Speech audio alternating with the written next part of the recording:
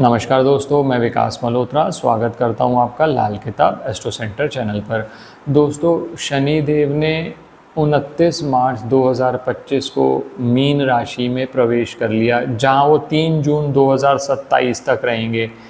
बहुत सारे लोगों की रिक्वेस्ट आई थी कि शनि देव के इस राशि परिवर्तन का अलग अलग राशियों पे क्या प्रभाव पड़ रहा है, किस तरह से हम उपाय करके इस पीरियड का लाभ ले सकते हैं, उस पर वीडियो शेयर किया जाए। बहुत व्यस्त होने की वजह से मैं समय पर ये सीरीज़ नहीं ला पाया, लेकिन अब हम सारे के सारे इसके एपिसोड्स आपसे बात करेंगे। एक हमने एपिसोड ऑलरेडी बात कर ली है जिसमें हमने मेष राशि पर क्या प्रभाव पड़ेगा शनि देव का इस राशि परिवर्तन का 2027 तक, वो आपसे बात करिए उपायों समेत।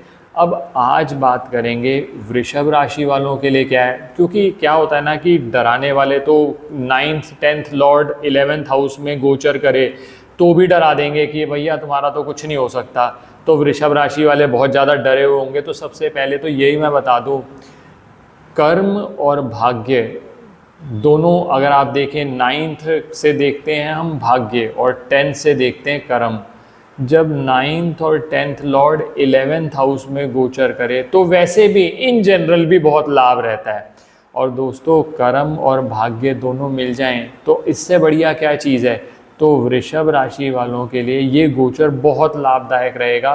कैसे इस गोचर का पूरा लाभ उठाएं, क्योंकि प्रो टिप्स बात करेंगे, क्योंकि ये तो सबने ही बता दिया कि परिवार में ये रहेगा, एजुकेशन में रहेगा, यात्रा में रहेगा, लेकिन क्या प्रो टिप्स हैं, किन चीज़ों से हम ज़्यादा फ़ायदा करें, वो प्रिसाइज चीज़ वो हम आज इस वीडियो में बात करेंगे। अंत तक हमारे साथ बने रहें।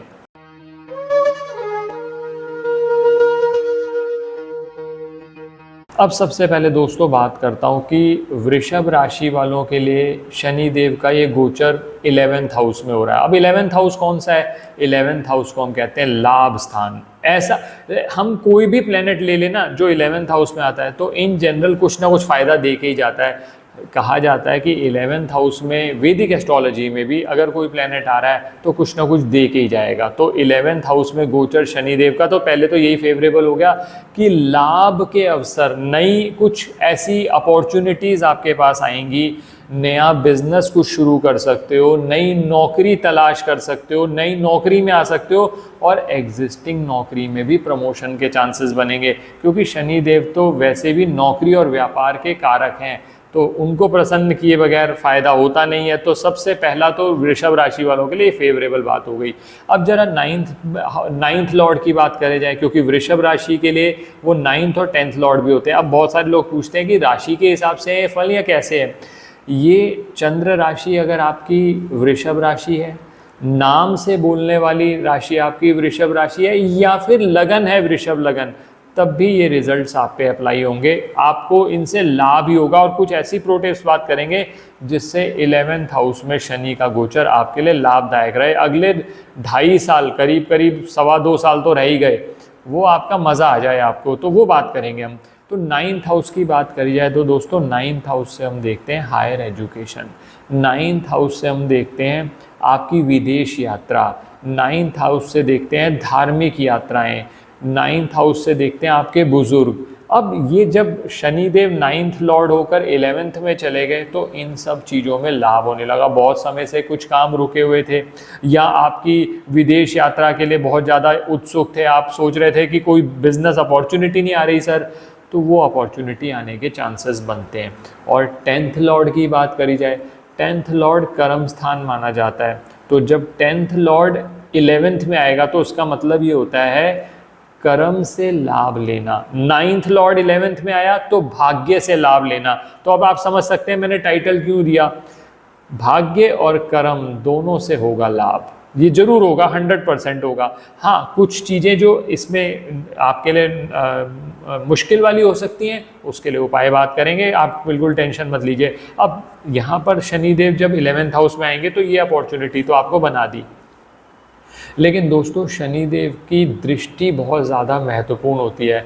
शनिदेव की जहाँ जहाँ पर दृष्टि पड़ती है, अब जैसे वो 11th हाउस में बैठ गए तो सबसे पहले वो तीसरी दृष्टि से, थर्ड एस्पेक्ट से वो लगन को देखेंगे। अब दोस्तों ये माना जाता है कि बृहस्पति की जो दृष्टि होती है वो अमृत होती है, जो शनिदेव की दृष्टि है वो कहीं ना कहीं जिन जगहों पर पड़ रही है उन जगहों से संबंधित समस्याएं ला सकती है, तो उसके लिए आपको उपाय करने पड़ेंगे। तो दोस्तों फर्स्ट हाउस में सबसे पहले वो आपके स्वास्थ्य संबंधित कुछ समस्याएं आपको आ सकती हैं। हो सकता है स्वास्थ्य थोड़ा बहुत डामाडोल हो। अब इसका सबसे अच्छा तरीका दोस्तों ये है कि सबसे पहले ना शनिदेव के अच्छे रिजल्ट लेने के लिए आलस का त्याग कर दीजिए। तो उसके लिए क्या करा जा सकता है, नियमित तौर पर आप कोई व्यायाम, चाहे योगा कर रहे हैं, जिम कर रहे हैं, जुम्बा कर रहे हैं, कुछ ना कुछ आप अपनी हेल्थ पे ध्यान देंगे तो जो ये थर्ड एस्पेक्ट से, तीसरी दृष्टि से नुकसान होना है उससे बचे रहेंगे। ये तो पहली बात तो ये हो गई। अब जब शनिदेव 11th हाउस में होते हैं दोस्तों, तो 11th हाउस से जो उनकी 7वीं दृष्टि है वो आपके 5th हाउस पर पड़ती है। 5th हाउस क्या है? 5th हाउस संतान का माना जाता है। 5th हाउस हायर एजुकेशन का माना जाता है। 5th हाउस प्रेम संबंधों का माना जा सकता है। तो जहाँ पर दृष्टि पड़ी तो हो सकता है इन चीज़ों से संबंधित समस्याएं आ जाएं, और ख़ासकर विद्यार्थी वर्ग के लिए हो सकता है पढ़ाई में दिक्कत आ रही हो, तो उसमें फोकस बढ़ाने के लिए आप क्या करिए, सबसे अच्छा उपाय तो ये है कि बृहस्पति को इम्प्रूव करिए, क्योंकि जो 5वां घर है वो पक्का घर माना जाता है बृहस्पति का। तो बृहस्पति को इम्प्रूव करने के लिए एक छोटा सा कार्य करना शुरू करिए। केसर का तिलक आप यहाँ माथे के बीचों बीच लगाना शुरू करिए, इससे लाभ होना शुरू हो गया। ये तो 5th हाउस पर जो एस्पेक्ट पड़ रहा है शनिदेव का, उससे आपको नेगेटिव एस्पेक्ट से बचा लेंगे। अब प्रेम संबंधों में अगर कोई रुकावट आ रही है तो उसके लिए क्या किया जा सकता है, नियमित तौर पर आप शनिदेव के मंदिर में जाकर तेलाभिषेक करना शुरू करिए। तेलाभिषेक का मतलब ये है, जो शनिदेव की शिला है, शनिवार वाले दिन किसी भी समय जा सकते हो, आप थोड़ा सा सरसों का तेल वहाँ पर चढ़ा कर आएँ। तो इससे आपके जो प्रेम संबंधों में समस्या आ रही थी, आप जो बार बार अपने फ्यूचर से रिलेटेड आपको बार बार एंग्जाइटी हो रही थी, वो कम होनी शुरू हो जाएगी। तो ये दूसरा कार्य किया जा सकता है। अब दोस्तों यहाँ बात कर ली मैंने पहले आपकी थर्ड एस्पेक्ट की, फिर बात कर ली मैंने 7th एस्पेक्ट की। दोस्तों अब बात करते हैं 10वीं दृष्टि की। शनिदेव की जो 10वीं दृष्टि है वो पड़ेगी आपके 8th हाउस पर। अब 8th हाउस क्या है? 8th हाउस रिसर्च का हाउस माना जाता है, ऑकल्ट साइंसेस का हाउस माना जाता है। ऐसा माना जाता है 8th हाउस जब भी एक्टिवेट होगा ना, तो आपका इंटरेस्ट बनेगा ऑकल्ट साइंसेस को जानने में। हो सकता है बहुत लोगों का ज्योतिष में इंटरेस्ट बन जाए, कोई रिसर्च कर रहे हैं उसमें इंटरेस्ट बनेगा। जब भी शनिदेव की दृष्टि आपके 8th हाउस पर पड़ती है तो कहीं ना कहीं आपको मोटिवेट करती है कि आप रिसर्च करो, आप इन डेप्थ किसी भी चीज़ के इन डेप्थ प्रॉब्लम में जाओ, कि उसका रिसर्च करो, उसका आइडिया लेकर आओ, उस पर सोचो, उस पर मनन करो। तो एक कार्य तो ये होगा। और दूसरा दोस्तों 8th हाउस इनहेरिटेंस के लिए भी देखा जाता है।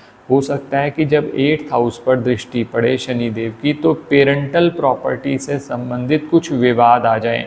अगर ऐसी कोई संभावना बनती है तो जो आगे मैं उपाय बात कर रहा हूँ वो उपाय जरूर करिएगा। तो ये मैंने तीनों दृष्टि की बात कर ली आपसे। अब मान लीजिए आप कह रहे हैं कि सर शनिदेव का गोचर इन जनरल बढ़िया चल रहा था, बीच में कुछ समस्याएं आ रही हैं, तो मैं आपको 4 चीज़ें बता रहा हूँ, आप ये 4 चीज़ों के उपाय करते रहें तो उन समस्याओं से बच जाएंगे। और बहुत ज़्यादा समस्या है तो आप इसके लिए एक बार कंसल्टेशन ज़रूर बुक कर लीजिएगा।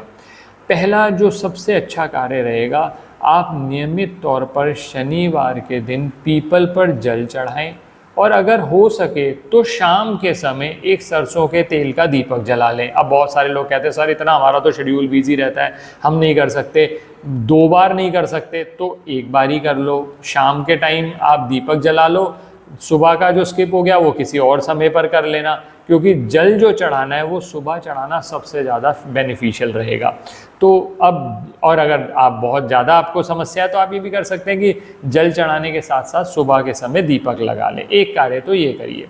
दूसरा कार्य, अगर मान लीजिए आपके वैवाहिक जीवन में समस्याएं आ रही हैं या प्रेम संबंधों में समस्या आ रही है, तो उसके लिए शुक्र को और शनि को, दोनों के रिजल्ट को अच्छा करने के लिए, या संतान संबंधी कष्ट आ रहे हैं तो आप क्या करिए, जिस समय पर सूर्य उदय हो रहा है उस समय पर एक सरसों के तेल की शीशी लीजिए, उसमें ढक्कन में सरसों का तेल डालिए और वो कच्ची मिट्टी पे गिराइए।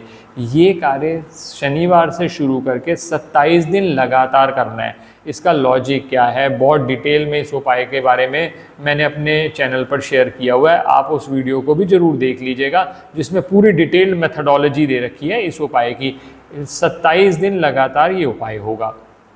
अब इसके अलावा मान लीजिए आप कहते हैं कि सर बहुत ज़्यादा कष्ट हो रहे हैं, शनि संबंधित कष्ट, हेल्थ रिलेटेड इश्यूज आ रहे हैं, जैसा मैंने अभी कहा इनहेरिटेंस की आपको बहुत ज़्यादा समस्याएं आ रही हैं, तो ऐसी स्थिति में नियमित तौर पर जो तेल मांगने वाला डकौत होता है उसको थोड़ा सा सरसों का तेल आप दान देते रहिए, तो इससे भी आपकी समस्याओं का निदान हो जाएगा। और आखिर में शनि देव को और बेटर करने के लिए और मेलिफिक रिजल्ट कम करने के लिए एक मंत्र है, ओम शम शनिश्चराय नमः। ओम शम शनिश्चराय नमः, इस मंत्र का नियमित तौर पर जाप करते रहें, खासकर शनिवार वाले दिन, तो आप देखेंगे कि शनि संबंधित कष्ट आपके अपने आप ही दूर होते चले गए और आप इस गोचर का पूरा लाभ उठा सके।